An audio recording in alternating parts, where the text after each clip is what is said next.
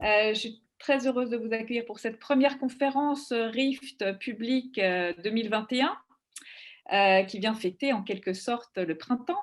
Hein, on peut dire les choses comme ça. Je suis très contente. Donc, peut-être juste un petit rappel pour les personnes qui ont participé. Vous vous en souvenez peut-être, nous avions terminé l'année 2020 avec une conférence publique qui venait clore aussi un cycle de conférences autour de la thématique mutation du travail. Et nous avions réalisé une conférence collective. D'ailleurs, pour les personnes intéressées, vous pouvez retrouver quelques informations dans le dernier bulletin RIFT.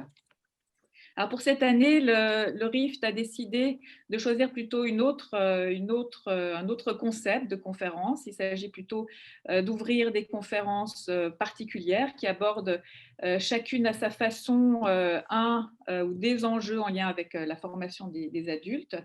Et donc la conférence de ce soir vient dans une certaine mesure ouvrir cette nouvelle étape.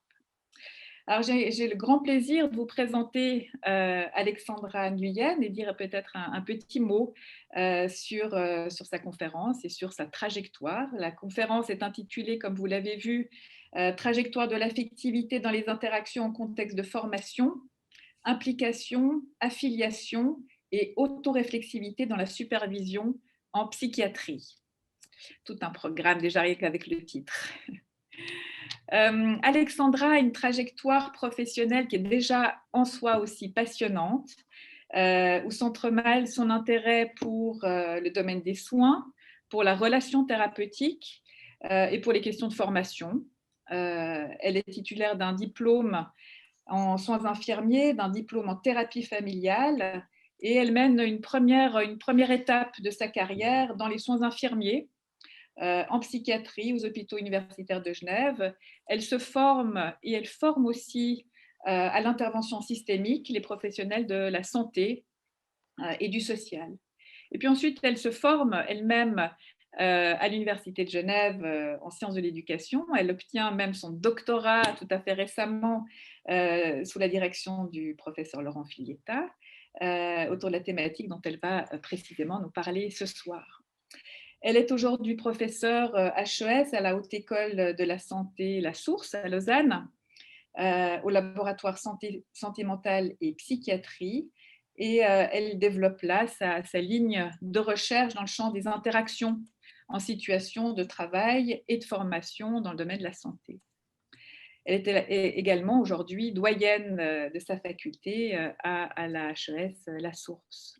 Donc une magnifique trajectoire où s'entremêlent, donc, comme je le disais, ces dimensions en lien aussi avec la formation. Alors, j'ai eu le plaisir de lire la thèse d'Alexandra, j'ai eu le plaisir et l'intensité aussi de lire ce travail. Alors, je pourrais dire que tout est au carré chez Alexandra.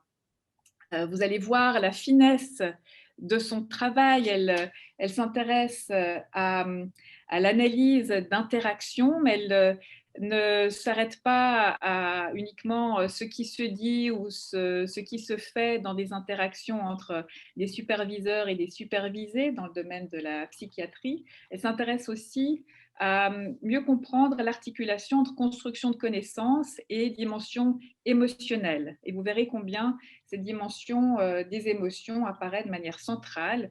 On le sait, mais là, avec Alexandra, on le verra vraiment dans ces dimensions très, très fines, comment ces dimensions sont tout à fait au cœur de l'apprentissage. Donc, elle nous donne à voir les processus de professionnalisation à l'œuvre dans une situation comme la supervision, qui est à la fois une activité professionnelle, une activité de formation, et puis une activité d'interaction vraiment très, très fine.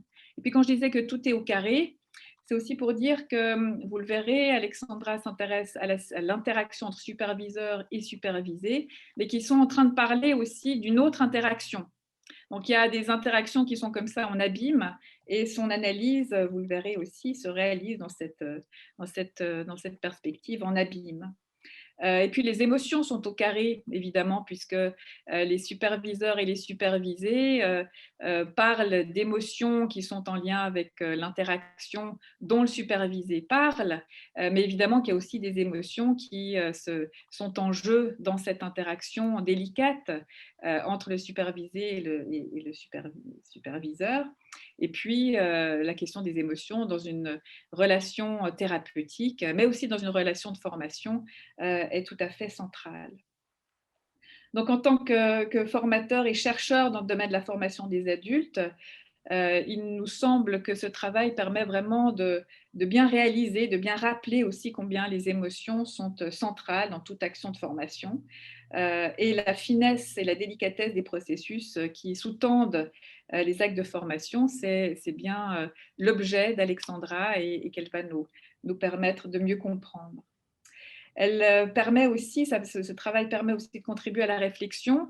Il me semble que ça nous touche aussi dans nos activités.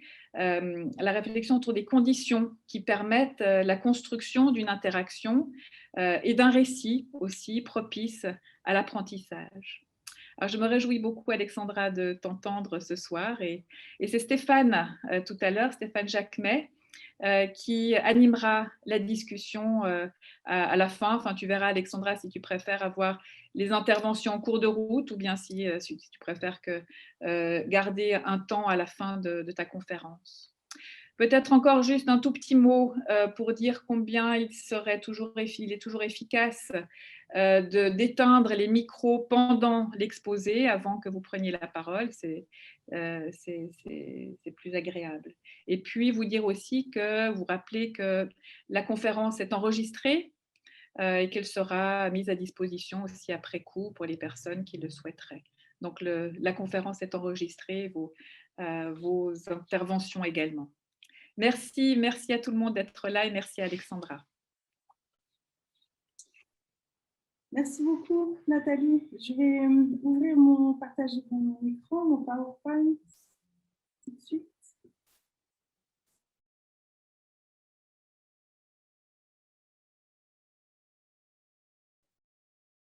Alors, merci Nathalie, bonjour à tous et toutes. Merci pour cette introduction et cette présentation. Merci aussi au laboratoire RIFT de m'avoir invité pour présenter les résultats de ma thèse.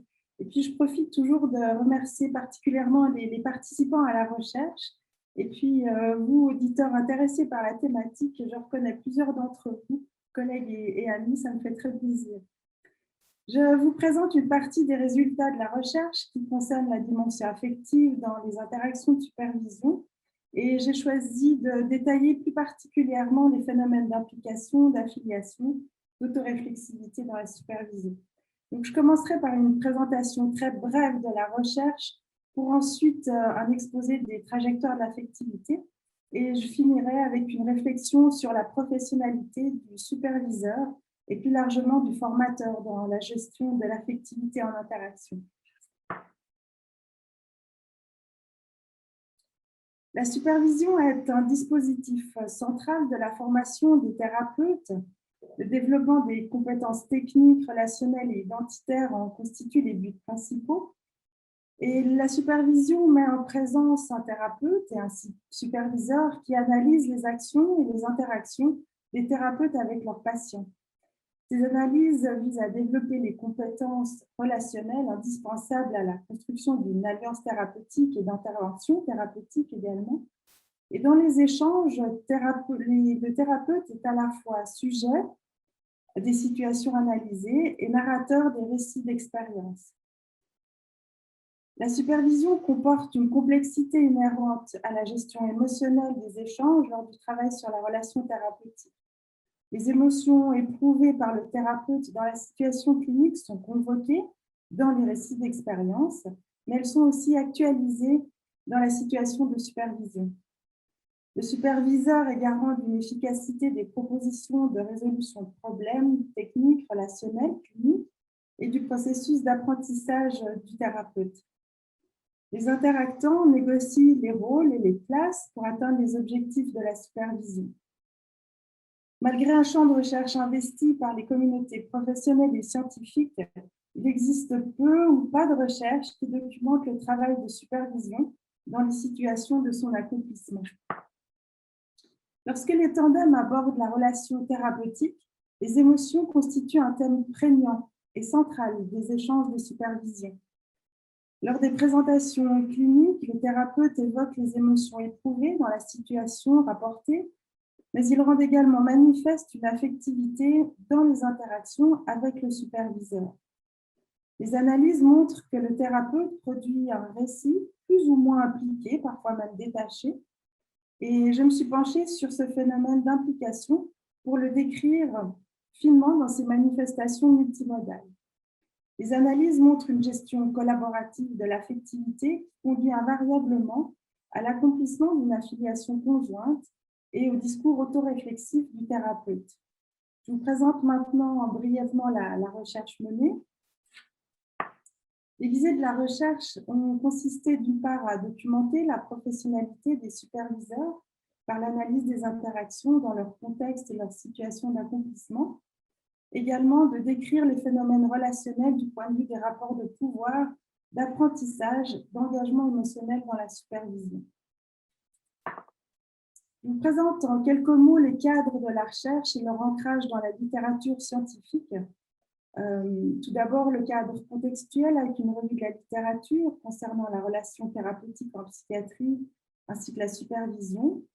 Ensuite, le cadre théorique pour vous présenter la perspective interactionnelle du travail et de la formation, les fondements épistémologiques de l'analyse interactionnelle, les 3 ordres de l'interaction, et puis le cadre méthodologique qui me permet de décrire la démarche que j'ai menée après vous avoir présenté mes questions de recherche.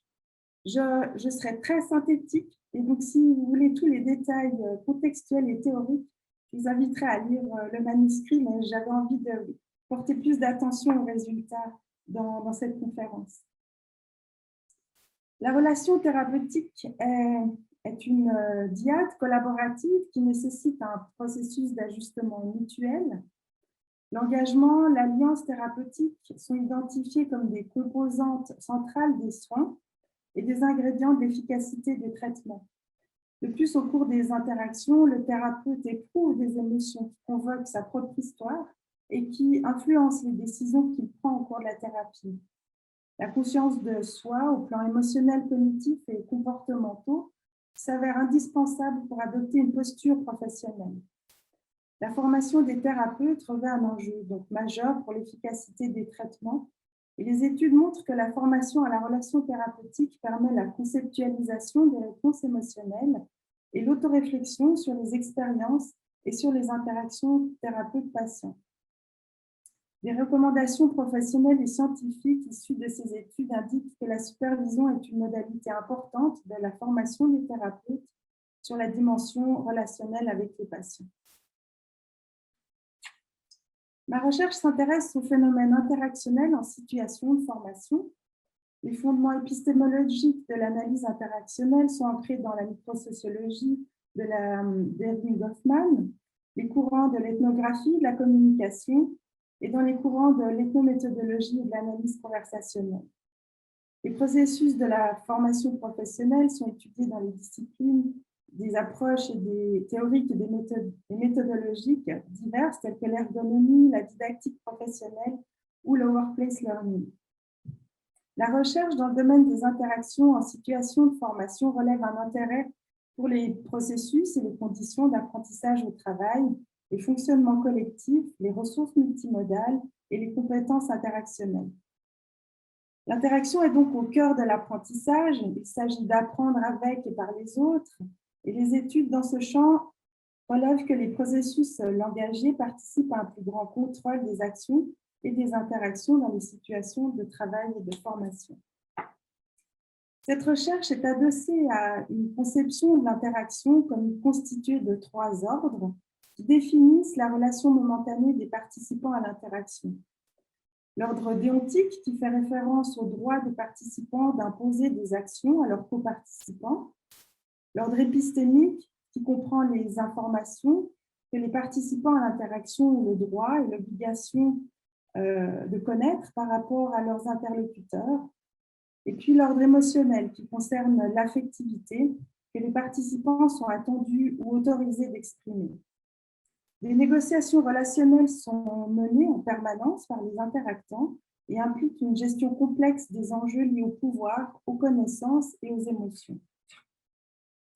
Les questions de recherche s'intéressent donc à la manière dont les interactions en situation de supervision rendent compte à la fois des enjeux relationnels thérapeutiques qui sont décrits, mais également des enjeux relationnels accomplis entre le superviseur et le thérapeute.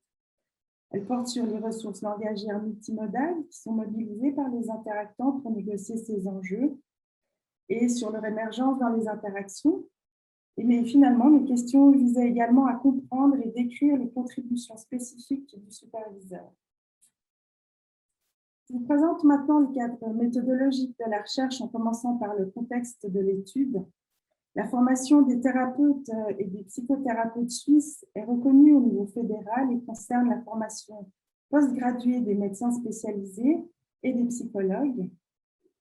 La supervision constitue une modalité prescrite dans les curriculums de formation et les superviseurs doivent avoir une formation post-graduée et 5 ans de pratique professionnelle clinique.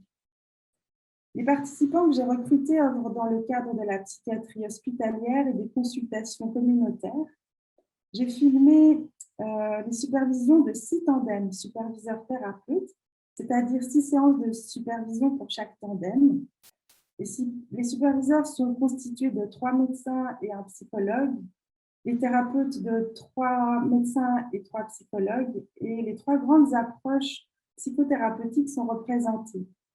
Le projet de recherche a été accepté par 3 commissions éthiques suisses éthiques et le corpus comprend 35 séances de supervision vidéo enregistrées qui totalisent 28 heures.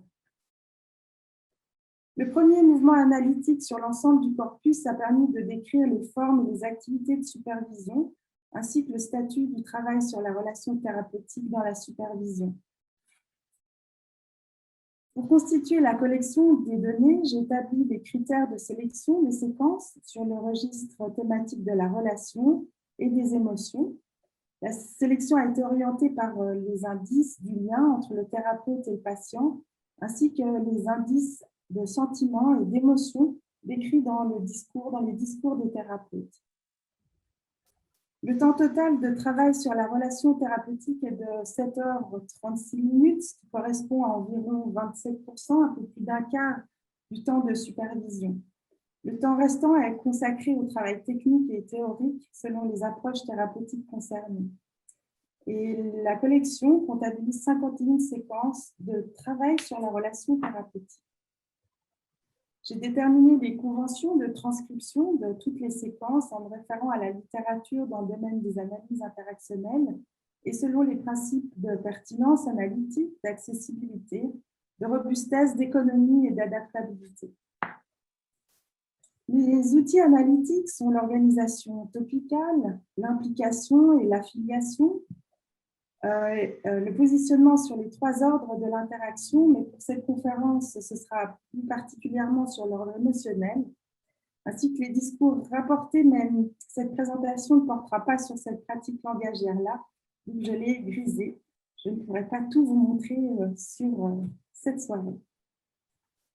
Alors, entrons dans l'analyse des résultats. Alors, pour les situer dans l'ensemble de la recherche, les résultats se structurent en 3 grands chapitres qui concernent le travail sur la relation thérapeutique, les trajectoires de l'affectivité et la dynamique des places. Mais aujourd'hui, je vais vous présenter les trajectoires de l'affectivité. Je commencerai par vous présenter la définition sociale des émotions et puis le fruit d'une analyse topicale de ma collection. Ensuite, je présenterai à l'aide de données les phénomènes d'implication, d'affiliation et de désaffiliation, ainsi que le discours autoréflexif du thérapeute. Les données sont présentées sous forme de transcription et puis également d'audio anonymisé. Donc, je ne me rends pas bien compte de la qualité de l'audio que vous allez percevoir de l'autre côté du PowerPoint, mais en tous les cas, les transcriptions permettront de voir les données. Ancrée dans une démarche analytique interactionniste, je me suis basée sur les définitions sociales des émotions qui considèrent qu'elles ont un caractère socialement construit avec des manifestations observables, des mimiques, des gestes, des postures. Elles permettent de se reconnaître et de communiquer sur les états affectifs. Étudier les émotions ou l'affectivité dans les interactions, c'est observer la manière dont l'expression des émotions est régulée par les contextes sociaux des rencontres. C'est observer comment les participants influencent la situation en cours et c'est comprendre également les modalités communicationnelles auxquelles les interactants ont recours. Autrement dit, les émotions font événement dans le cours des interactions et sont en ce sens des performances sociales qui sont gérées collectivement par les participants en vue d'une réalisation d'objectifs communs. L'explicitation des émotions ressenties dans les séances de thérapie constitue le socle sur lequel les tandems déploient leur analyse des difficultés rapportées par le thérapeute. Une analyse topicale de la collection a permis d'identifier le lexique employé du point de vue des émotions et de la relation thérapeute-patient. L'analyse quantitative des occurrences de ces termes montre bien la prégnance des émotions dans le discours des tandems lorsqu'ils abordent les situations cliniques comportant un enjeu relationnel entre thérapeute et patient. Concernant les émotions, les termes les plus fréquents, on le voit, sont le terme sentiment, l'impression, avoir l'impression, les termes liés à la peur, enfin, le terme peur lui-même a été observé 48 fois, émotionnel, émotion, l'inquiétude, le contrôle ou la perte de contrôle, l'agressivité, la frustration, frustré, frustré. Enfin, vous voyez toute une série de termes qui viennent et qui émergent dans les discours, tant dans les discours des thérapeutes que des superviseurs. Concernant la relation, j'ai observé les termes suivants, vous voyez sur la droite. Donc, le plus fréquent, c'est le terme même de relation, mais également le lien, la confiance, et puis des éléments qui viennent qualifier la relation entre le thérapeute et le patient, comme par exemple la notion d'engagement, d'abandon ou de rupture, de menace, etc. Lorsque les émotions sont présentes dans le discours, on observe ce que la littérature nomme une affectivité. Dans la littérature interactionniste, l'affectivité est décrite et définie comme une implication affichée qui est gérée dans l'interaction. Elle comporte une complexité car elle est à la fois un affect vécu dans la situation interactionnelle de l'instant, de la supervision, et un affect reconstruit issu de la situation originale. Les récits d'expérience, nommés storytelling dans la littérature, sont décrits comme des stratégies courantes pour rendre compte d'une affectivité chez les participants. Cette affectivité en interaction requiert une construction collaborative d'une signification partagée. La supervision s'envisage donc comme un environnement interactionnel dans lequel les tandems co-construisent cette compréhension partagée de l'affectivité du thérapeute afin de rendre compréhensibles les émotions éprouvées par celui-ci dans son interaction avec le patient. Je vous présente un extrait lors duquel la thérapeute décrit la situation vécue en entretien clinique avec un patient qui a décidé d'interrompre son hospitalisation. Le tandem tente de définir le vécu émotionnel du patient. Ici, vous voyez la transcription de l'extrait. Et puis, je vais faire fonctionner l'audio qui, enfin, je ne sais pas si vous entendrez bien, mais en tous les cas, vous pouvez suivre la transcription. Et puis tout d'un coup, un jour, il a décidé de sortir. Si c'est comme ça, je l'emmène mieux à la maison. Donc, la seule colère qu'il a manifestée, c'est de dire qu'il ne dormait pas. Et qu'il dormait à la maison. C'était même pas une espèce de colère, c'était plutôt. Un désespoir. Non, c'est pas un désespoir, des amours. Résignation. Ouais, non, c'est comme ça, je dormais aussi bien à la maison. Donc, la thérapeute présente la situation et elle convoque le discours du patient. Elle produit un commentaire, une évaluation de l'affect supposé du patient. Ce n'était même pas une espèce de colère, la ligne 20 et 21. Elle invite le superviseur à compléter par un allongement vocalique. En ligne 21, elle dit que c'était plutôt… Et le superviseur complète effectivement l'énoncé de la thérapeute en proposant un terme pour qualifier cette émotion du patient. Et les tours suivants montrent la collaboration pour définir l'état émotionnel du patient par des enchaînements rapides, par une diversification des termes employés. Et la suite de la supervision est centrée sur comprendre le fonctionnement et l'état émotionnel du patient. Le prochain extrait se centre sur l'émotion éprouvée par la thérapeute dans l'entretien clinique suite à l'expression de colère de son patient et la manière dont elle fait part de sa position dans la relation au patient. Avant la séquence présentée, le thérapeute décrit les actions du patient et ses paroles. La superviseure soutient ce travail et se renseigne, puis elle oriente l'interaction de supervision vers le vécu affectif de la thérapeute. Je vais vous passer l'audio maintenant. Et toi, tu te sens comment? C'est nul, quoi. Moi, j'ai créé une catastrophe en posant une question.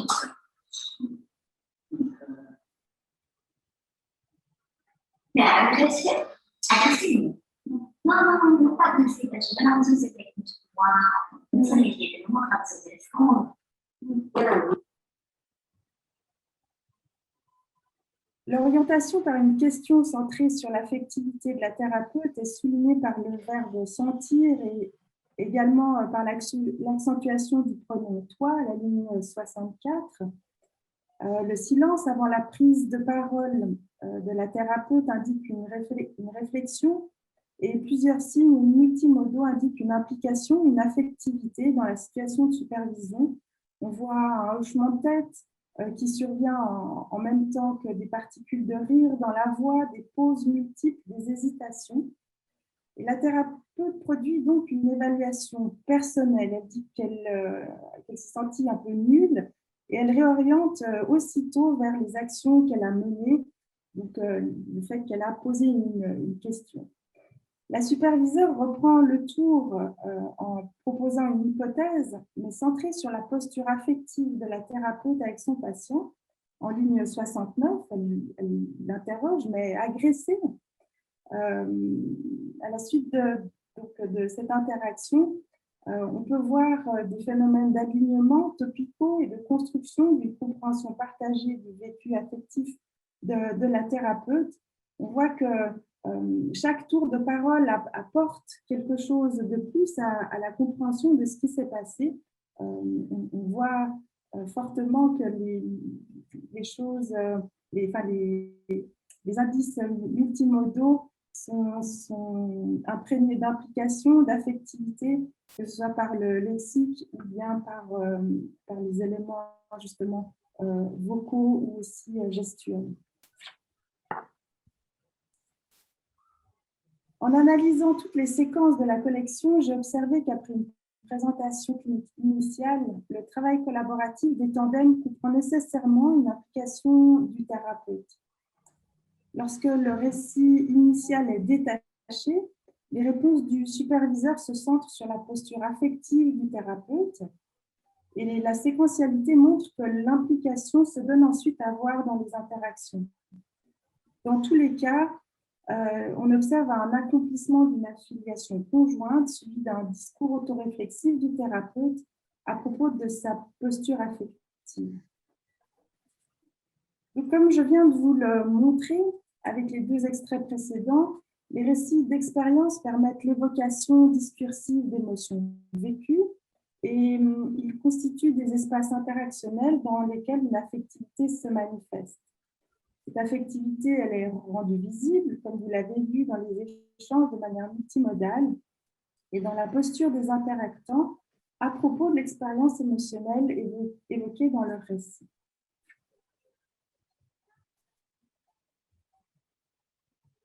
Décrire l'affectivité dans les échanges, c'est observer les variations dans les discours des interactants du point de vue de l'emphase et donc des niveaux d'implication. Grâce aux études sur l'émotion dans les interactions, j'ai recensé les indices d'implication observables. Donc, des éléments lexicaux, syntaxiques et vocaux. J'ai observé la rythmicité du discours, la gestuelle, et j'ai analysé les séquences de la collection par ce prisme dans le discours des thérapeutes et dans le discours des superviseurs. Je vais vous présenter des données pour illustrer l'implication et les processus affiliatifs. L'extrait suivant se situe au début d'une séquence consacrée à une situation clinique dans laquelle la thérapeute se trouve face à des difficultés pour établir une alliance thérapeutique. Après l'annonce du nom de la patiente, hors transcription et extrait, le superviseur évoque l'avis d'un collègue à propos de cette patiente. Je vais vous passer l'audio maintenant. Ahmed, c'est une patiente. C'est facile. Oui, ouais. Ah, moi, j'ai vu la première fois, mais Ah, en fait, c'est pas ça. Elle me déteste. Jamais pas.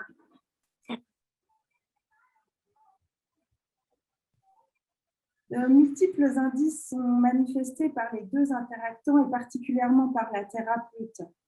Au niveau lexical, des termes liés au vécu affectif et à la relation sont présents. Elle m'énerve, ça c'est le superviseur qui dit parce qu'il a dû effectivement la côtoyer également au niveau thérapeutique. J'arrive pas du tout, ça c'est les termes de la thérapeute pour qualifier sa posture, sa difficulté dans cette relation. Elle décrit, elle évalue également la posture de la patiente en disant elle me déteste. Au niveau vocal, on voit des rires qui expriment de la gêne, des exclamations, des accentuations syllabiques, des scansions, des superlatifs.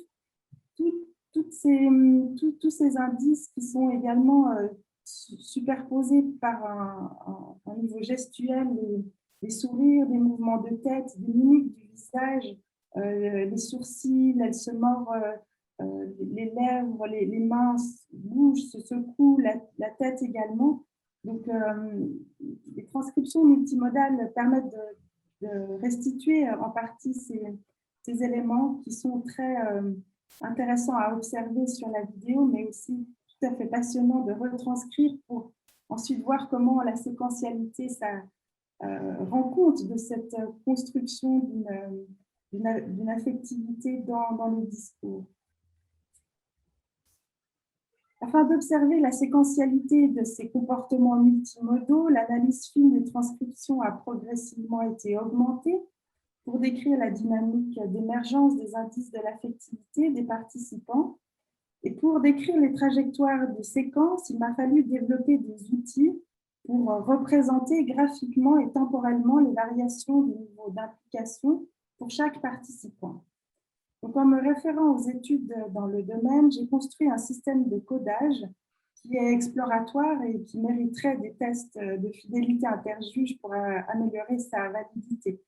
Néanmoins, je vous présente un exemple de représentation de la séquentialité après codage de l'extrait de la séquence qu'on vient d'entendre. Donc, sur l'axe horizontal, vous voyez les tours de parole et sur l'axe vertical, le nombre d'indices d'implication pour la thérapeute en bleu et pour le superviseur en rouge. Cet extrait rend compte de l'organisation interactive de la démonstration d'une réciprocité des participants. On peut voir ici par les niveaux d'implication. Donc, sur les tours de parole entre 14 et 16, on voit que le niveau d'implication de la thérapeute et du superviseur sont le plus haut pour chacun. Mais néanmoins, on voit aussi sur ce graphique que ce processus affiliatif n'est pas évident a priori, parce que malgré des signaux d'implication de la thérapeute dans un premier temps, le superviseur ne s'oriente pas tout de suite vers le registre affectif et il ne produit pas de signe affiliatif concernant la posture de la thérapeute. On voit qu'au début, les indices d'implication du superviseur sont absents, voire très bas. alors que la thérapeute est déjà assez haute. Et malgré un alignement topical global sur le fait d'initier l'analyse de la situation clinique de la patiente, la négociation du registre affectif qui est proposé par la thérapeute se donne à voir que plus tard. Et si on regarde entre les tours de parole 9 et 13, c'est dans cette phase-là qu'il y a cette négociation et des phénomènes d'alignement sur le topic pour ensuite entrer dans un registre de l'affectivité. Donc, l'analyse fine des interactions a permis d'observer que c'est le travail d'articulation de ces multiples éléments topicaux qui a permis au tandem de réaliser activement et conjointement une convergence topicale, mais également affective dans ce début d'analyse clinique. Cet extrait montre également que la démonstration d'une réciprocité en interaction survient dans un moment séquentiellement significatif, tout d'abord consécutivement à plusieurs manifestations d'implication de la thérapeute. Ça, ce sont des phénomènes qui sont très bien décrits dans d'autres études. Et puis également suite à une convergence topicale minimalement négociée, finalement, au moment de l'implication du superviseur. Donc, vous l'aurez compris, les superviseurs s'orientent vers le registre affectif des thérapeutes. La reconnaissance de l'affect du narrateur par le destinataire a été étudiée et conceptualisée comme le processus d'affiliation. Donc, l'affiliation a été définie comme un comportement collaboratif au niveau affectif et les réponses des superviseurs dans ce processus sont la reconnaissance, l'interprétation et la désaffiliation. Donc, je vais vous présenter ces actions de supervision maintenant avec des données également. Ah non, d'abord je définis théoriquement. Alors, la reconnaissance consiste à produire une formulation centrée sur la perspective expérientielle du narrateur qui reconnaît tout ou partie de la posture narrée ou du vécu affectif. Du point de vue du contenu, l'émotion du narrateur est au centre de l'énoncé du destinataire et comprend un aspect informatif de l'expression émotionnelle.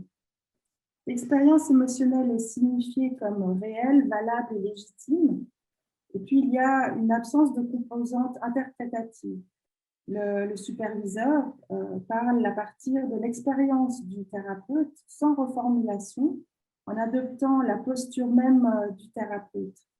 Il peut y avoir parfois des détails qui sont ajoutés et du point de vue de la forme, elle se présente souvent comme une extension syntaxique, un prolongement du tour de parole du superviseur.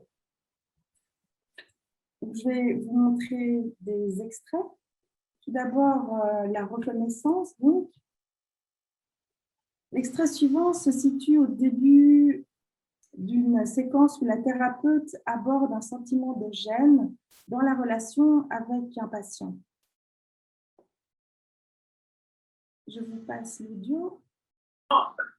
Il y a une ou deux fois comme ça, moi je me suis sentie un peu mal à l'aise avec lui parce que justement, je pense que j'ai dû sentir un côté un peu drague, comme ça.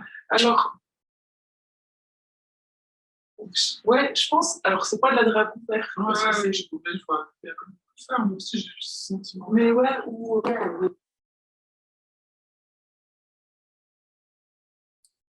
Donc, on observe des signes multimodaux d'affectivité dans le discours de la thérapeute, au niveau du lexique, au niveau vocal, au niveau gestuel. Et du point de vue de la superviseure, on voit qu'elle soutient le récit par des continuateurs vocaux en ligne 36 et elle fait expliciter la thérapeute sur son expérience, son vécu de cette relation, sa posture affective. Et puis, elle produit un énoncé qui reconnaît l'expérience de la thérapeute comme étant réelle, valable et légitime, en évoquant son propre ressenti avec ce même patient qu'elle avait eu quelque temps auparavant également en thérapie.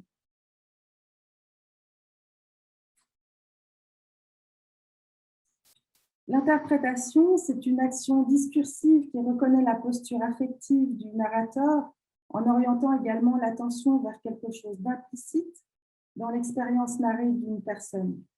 Du point de vue du contenu, il s'agit d'un cadre interprétatif alternatif à celui que le narrateur a proposé, avec des éléments qui reconnaissent son expérience. Du point de vue du contenu, il y a des formulations défiantes, également nommées challenging formulations. Et du point de vue de la forme, il s'agit de déclarations directes, véhiculant une sorte d'évaluation qui peut prendre la forme de contestation de la description du narrateur en intégrant des composantes néanmoins de reconnaissance de l'expérience du narrateur. Je vous présente un extrait dans lequel on peut observer une co-construction d'une compréhension partagée du fonctionnement du patient dans une séquence de travail sur le diagnostic du patient, mais également sur la relation thérapeutique. Je vous passe l'audio. Tu veux pas la rejet, c'est inexistant. Je n'existe pas. Je n'existe pas. Non, mais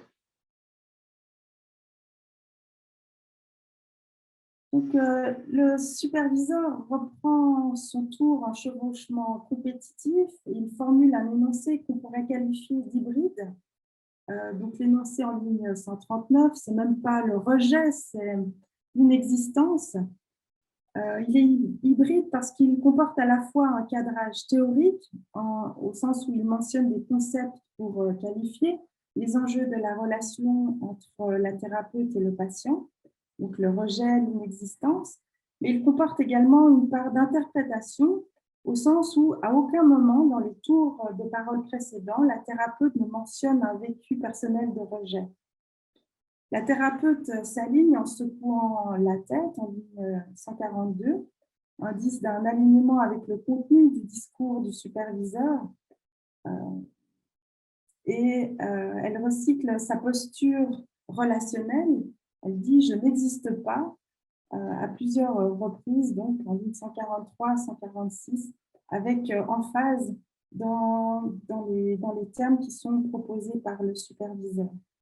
Donc, les deux registres conversationnels sont présents dans ce court extrait, le registre cognitif et le registre affectif. Donc, par son intervention, le superviseur maintient les deux registres présents dans la trajectoire interactionnelle. Il allie le travail d'explicitation du processus théorique sur le diagnostic de la patiente et également la dimension affective par la reconnaissance d'un sentiment d'inexistence légitime et valable, étant donné la description des comportements de la patiente. La désaffiliation, donc c'est la troisième action dans le processus d'affiliation. C'est une action discursive qui consiste à défier la représentation du narrateur, donc à défier la représentation du thérapeute. C'est des actions qui sont rares dans ma collection de données.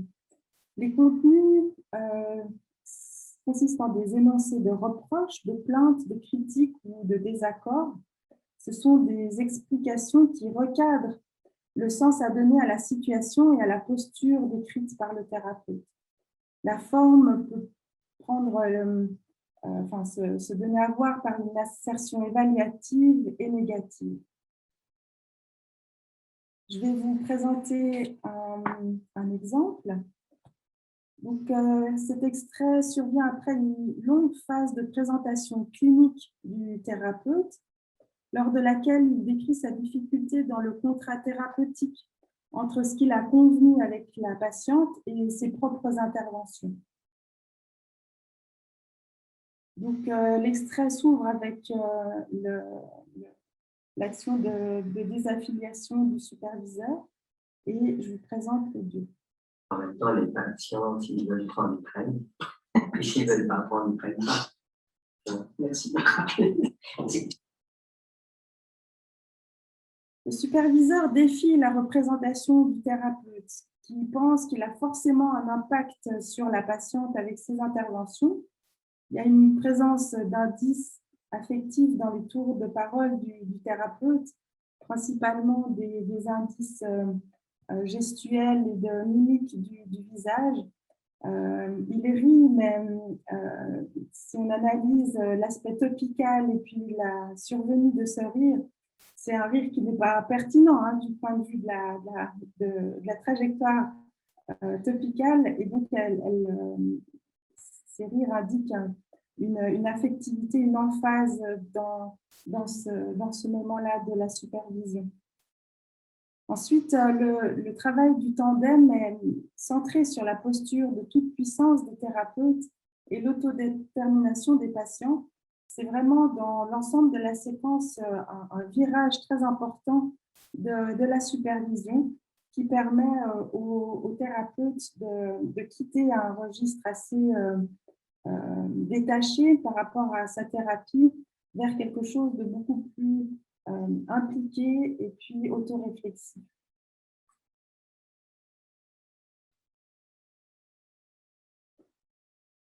Je vais vous parler du discours autoréflexif du thérapeute. Il s'agit d'un discours qui présente l'élaboration de son expérience selon une nouvelle perspective.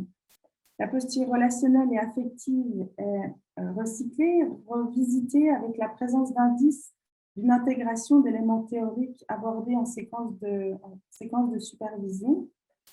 Du point de vue du contenu, il s'agit de la présentation d'une posture personnelle différente de celle qui était présentée initialement, avec des éléments théoriques nouveaux dans le discours. Et du point de vue de la forme, il s'agit d'assertions évaluatives dans la phase qui suit l'apogée du récit impliqué du thérapeute. Donc, je vais vous montrer un extrait qui est du même tandem. Plus tard dans la thérapie, on va voir ce que dit le thérapeute à propos de sa propre posture à l'égard de cette patiente. Je pense que c'est pas faux.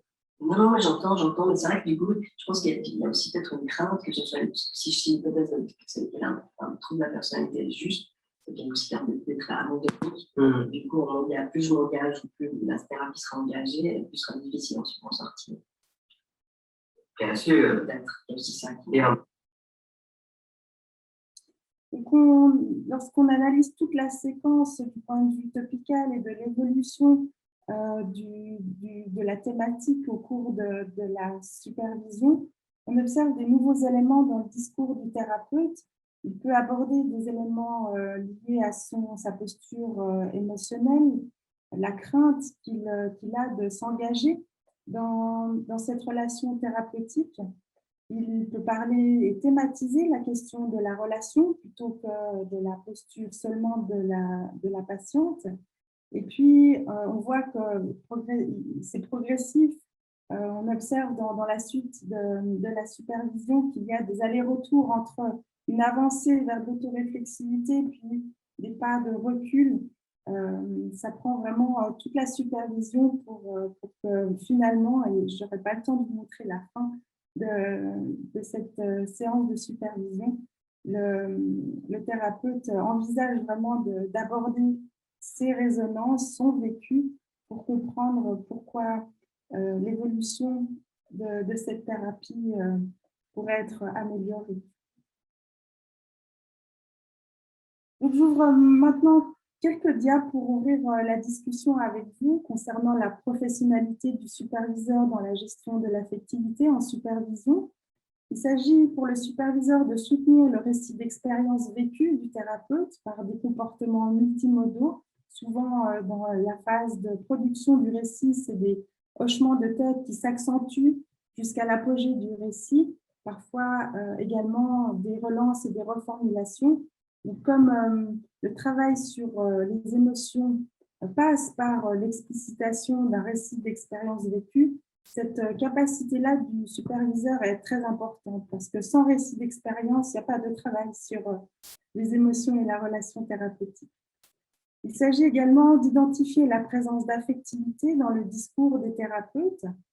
Donc, le superviseur doit pouvoir repérer, identifier les signes d'implication dans les discours des thérapeutes, observer également le virage de style de discours, à partir d'une ligne de base, observer les variations emphatiques du discours des thérapeutes. Il s'agit également d'être capable d'impliquer le thérapeute au cours de l'interaction par des actions de reconnaissance, d'interprétation et de désaffiliation, parce que les données que j'ai étudiées montrent que l'implication est nécessaire et incontournable pour un travail sur la relation thérapeutique.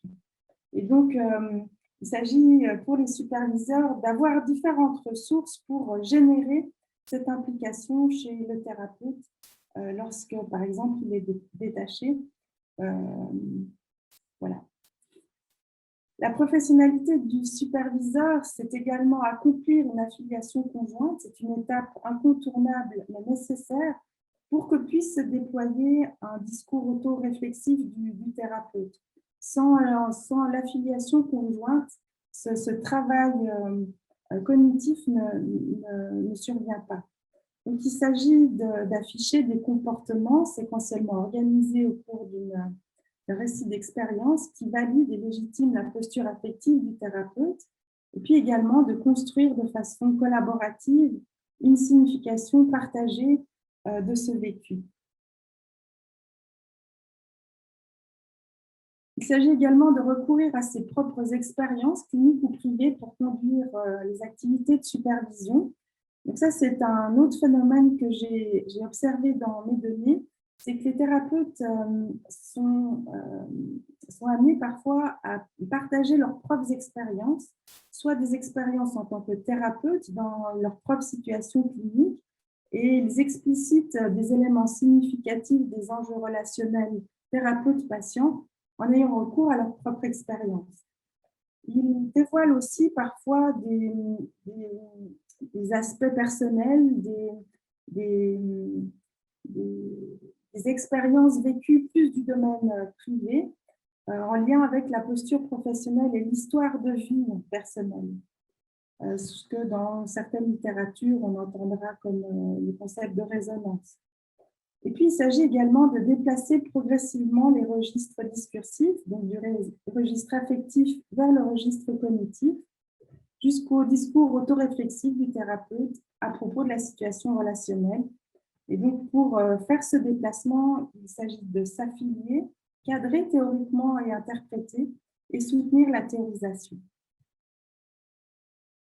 Alors, la professionnalité du superviseur, je vous l'ai présentée sur l'ordre émotionnel, donc des positionnements affectifs, mais j'ai également étudié cette professionnalité sur les phénomènes liés à des positionnements sur les deux autres ordres que sont le déontique, c'est-à-dire les rapports de pouvoir, mais aussi sur l'ordre épistémique, les rapports d'expertise.